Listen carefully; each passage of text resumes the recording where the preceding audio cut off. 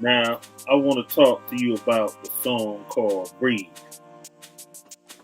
First of all, I got to say it's one of the best songs I've heard from an independent artist. Thank you, bro. No doubt, if this was on the radio, it would be a hit. You got Lil Keke on there, OG Tec, Melanie Rutherford.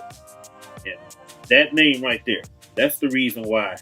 I remember OG Tec said in our first conversation, he said, my man on point is from Pontiac. When I told him I was from Detroit. Yeah. And you know how you have initial conversations with people and they say names and stuff, and I didn't really pay attention. Right. Somehow I saw the name on point and I saw Melanie Rutherford.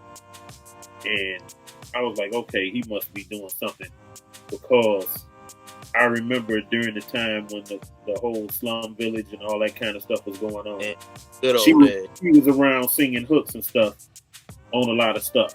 Mm-hmm. So I decided to check this out, and I was like, man, this one is fire. And come to find out, ain't she like city councilwoman or something like that now? Yeah. In Pontiac? Yep, she's on the city council. Yep. Okay. She's doing a good job too. That is a interesting combination of artists you got there. Talk about how you brought that lineup together to make that song. Okay, man. So Breathe is Breathe is my baby right there. So in 2020, okay. Again, I gotta rewind. So I have a track with Project Pat and an artist named Versatile from Clarksville, Tennessee. He's also on another track. Versatile is on a song called Passion Over Profits I did way back in the day with a bunch of artists on it. OG Tec's on it too. But so I did a track with him and Project Pat, and he ends up doing a song with Lil Flip. It's called What You Think About That. And it's produced by the same producer who did the Project Pat song. But he tells me he reached out to Flip and he's going to Houston to shoot a video with him. And he asked if I wanted to go. So immediately I'm like, hell yeah. So I end up meeting him there in Houston and we do the video shoot. Now Houston, for me, again, I was heavy on the South. I love a lot of artists from Houston.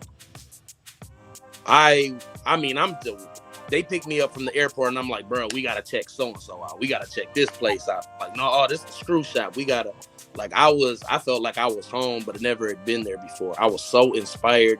Meeting Lil Flip was so inspiring. He gave a lot of great information. He pulled up in the middle of hundreds of people being around. Like, he is really that dude. I was just so inspired. I came back. And I think 2 days after I came back, that's when the government shut down for the pandemic. So I just came from Houston. I knew some people that passed from COVID. You know, there was the whole George Floyd thing, which I don't know if people understand. He was a part of SUC. Right. So I just had all these ideas in. There's this virus that, you know, it's a respiratory virus. It's killing people. My mind wasn't really operating right because I was worried because I have asthma. I'm a smoker, unfortunately. So I just had all these ideas floating in, and this weird motivation from going to Houston.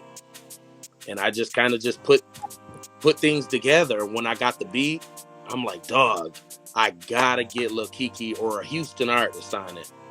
I tried to get Lil Flip at first, but me and him had some other business pending, and it just didn't pan out. So I reached out to Lil Keke, ended up getting on the phone with him, got his verse back.